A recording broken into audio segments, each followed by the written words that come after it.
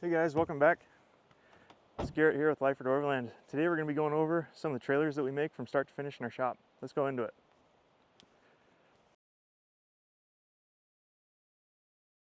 Today we're up here in northwest Montana. Today we're going to be going through one of our campers that we have. This is a demo unit that we let people borrow and check out and showcase our product. This is a camper that we build from the bottom up, from the ground up. Today we're going to go through this thing in detail from the receiver to the back of this thing. Let's get into it. All right guys, we've got Joel behind the camera here. He's going to help ad lib where I get lost and confused here. So starting at the front here, I think we should go over the power plug here. So we just use a standard 7-prong plug. It's the most common for all different types of vehicles. You can get adapters for these to go to the 4 prongs. And so you can really, I don't know if there's a car that we can't connect to. And then moving back from there, we just use a 2-inch standard receiver. We can put anything on here, any articulating hitches, anything you guys can dream up or have, we can put on.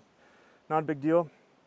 And now we have these slinky things. I don't know what these are called. I call them slinky chains. I know we've used these for the last 2 years, and the reason we went to these is chains, they drag, they spark, they create fires here, and it does happen quite a little bit. And we've just been pretty happy with them. They're not probably the best looking, but they actually, functionality is I mean, they don't get caught on anything when we're out 4-by either. Yeah, they're really easy to hook onto. Yeah, they store up out. I like them too because you can wrap them up and they don't get frozen into the ground. Yes. So moving back from there, we just have our standard jack here. It makes this unit here very easy to move around, to roll around. If you're going to roll around your garage or your shop, or really wherever, even out here, we could unhook it and roll it around. It makes this thing super maneuverable. It's really nice to have that. And then this one on here, this is our demo, guys, but this one here, we don't have anything on the front here. And tell them why we do that and what some of the options that you stick on there for people. So this here, it's a 2-foot by 4-foot area. We've done really just about anything. People put dirt bikes up here. They put big toolboxes. Yeah, they have little garages where you have tool chests that come out, refrigerators, really anything that you can dream up, you can put up here. And yeah, it hauls anything. You can put quite a bit of weight up here too. So there's really not a lot you can't put up here. You want to add anything to that? No, I like to stick my little Honda 110 there, my little camp bike. But yeah. All right, now should we talk about the metal siding? Yeah, let them know the metal siding. Why do we don't run aluminum on these? Because we do plan on getting scratched up, I mean, it's just where we take these things, they get used. Yeah, and this one has been through a lot. This unit's about almost 2 years old. I've had this thing everywhere. You've had this thing everywhere. A lot of people, this is our demo, so it's been everywhere. Yeah, it's been used and abused. I mean, today it's like, it was a dusty road today. It was dusty, yeah, you can see, I don't know if you guys can tell, but it's pretty dusty. Well, take them through, show what we do on these, on our front of our fenders here. Yeah, so our fenders front and back, these ones are 3/16 solid, or not solid, but 3/16 steel. So these things, you can bounce them off of trees. You can, if you got a flat tire, put your jack under there, your sky jacker, you can jack your tire up. I mean, they're tough. You can stand on them. And then the fenders here, moving past that, the fenders, we bolt the fenders directly to the frame. So they're not actually bolted to the box. So when these things get damaged a lot. Let me tell you, they get damaged a lot. So being able to replace these, put new ones on is pretty big. So when they get ripped off, you're not ripping it off your camper. Yeah, you're not, yeah, if you get this thing caught, a stick comes up here and rips this thing off, you're not peeling off the siding of your camper and having to redo the whole side of your camper. You literally just take 4 bolts off. Design from experience. That was exactly it. That was one of the first things we did when we built these things. Yes. Yeah. No, they work great. You can stand on them. They're load bearing. You can do really whatever. Like on this one here, what do we stick on this one for tires? So this one's got 31 1050 R15 tires. These have the Canticlever. This one specifically has the Canticlever MTs. We run mud tires on most of our trailers. I've been super happy with these Canticlevers. We have yeah, I mean, we can put any tires on if you guys want a specific tire, or even to that fact, if you guys want a specific bolt pattern. So if you guys want a bolt pattern that matches your Jeep or matches your Tacoma or whatever you plan on towing it with, we can do that.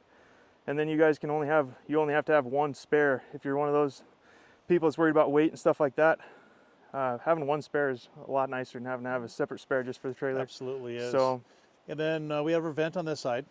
Yeah, this one's just a vent, no power to it. so it vents the air from the inside to the outside. Do we want to talk about the rack? Yeah, yeah. These are some beefy racks that we put on these. These are pretty cool. Yeah, these are great racks. You can put rooftop tents, kayaks. I mean, it's a roof rack, so anything you want to put up there, you can. Yeah, this one has the river quiver on it. The guy that took this one out this last week actually took it on a fly fishing trip, and so we just stuck the river quiver on there for him. So which works really nice. Yeah, should we go to the other side? Sure. So we're over, blah, blah, blah. Let's do that. I like that. All right, round two. All right, we're over here on the other side of the trailer. Let's go through kind of what we've got here. I mean, obviously same tires and rims and everything. We put a Max fan. You know more about these than I do. You want to add? Well, just the Max fan. It's a side mount Max fan. This one has the light on it also, and we'll show you in the inside how that works. The Max fan has the light. Yeah, inside yeah. light. It actually has a double switch, so you can actually turn the fan on, or you actually turn the light on inside. So we use that for the inside light. Correct. Yep. And then we got an extra. What do you call this? An accessory light? Yeah, just next to your light. That and again, that's just hooked up. This is not a solar. This is actually hooked up into an internal battery, and we'll show you what we use for internal batteries. And then right next to that, speaking about the internal battery, that's our shore power that actually will charge the internal battery.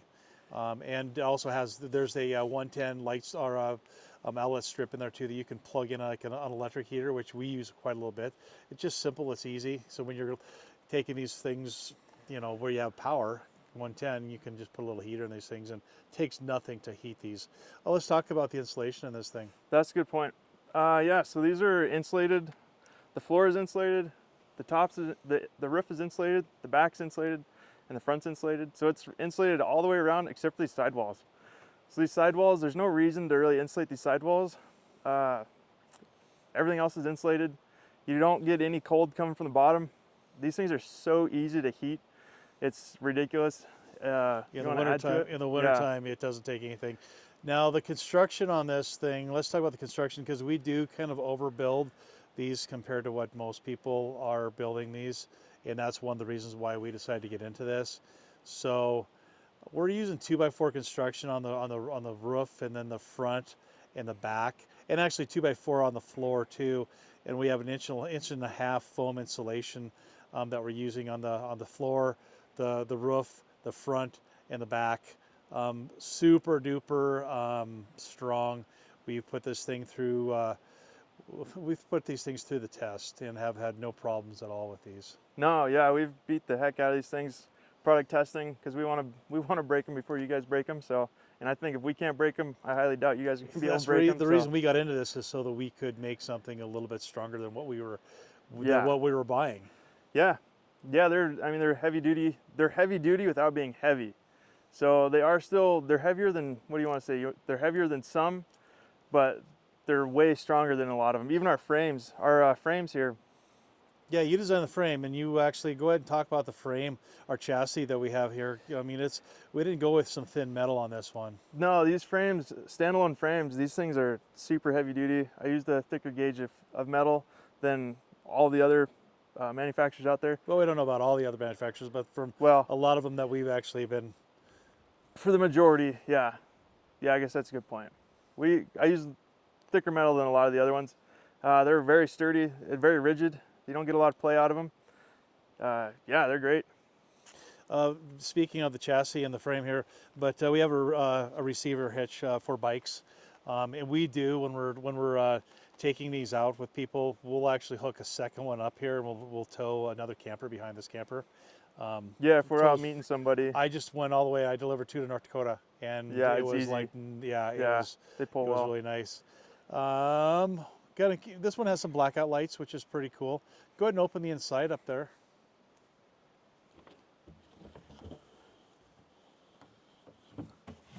All right, guys, we're at the back of the camper now. So if you look in here, it looks simple, but this is everything that we've designed. This is what we use. In there for them. Yeah. So we have some shelves on this side. Yep, 3 cubbies on this side, 1 cubby up here. This is where your battery station goes. Yeah, this is what we use. This is just an easy way to do the battery. It comes up, the battery comes up and goes all the way to a little battery box, or it wouldn't be a battery box, but a distribution box. Yeah, a little distribution box. And then that goes to our fan, our Max fan that we talked about over here. And that's got the light in it too. and that also runs and hooked onto our light out here. Yeah, these are all custom cabinets. We build them all by hand, carpet them by hand. We do this whole trailer from bottom to top, we do by hand. So there's the inside here. Plenty of room. Pretty simple. And we really try to keep it simple. A lot less to break. You know, these are more designed for, I guess, small expeditions, I guess I would say is the way we do it. You know, just... it's a nice, dry place to sleep. and put all your stuff. Put all your stuff. Nothing breaks. Nothing breaks. Yeah, you don't have to think about it. You can just go out and explore. Yeah. So that's the whole reason we did it, is that's what we do. All right, guys, that's a wrap on the camper. Thanks for coming along. We're up here in Northwest Montana, just enjoying the night. It's a nice Sunday evening, so we thought we'd come up here and share this experience with you guys. So thanks for coming along, everybody, and we'll see you again. Get in the comments. Let us know what you want to see or what we did wrong. Let me know. Any questions? Or any questions, yeah. Give us a call. Yeah, check out the website too, Lyford Overland website.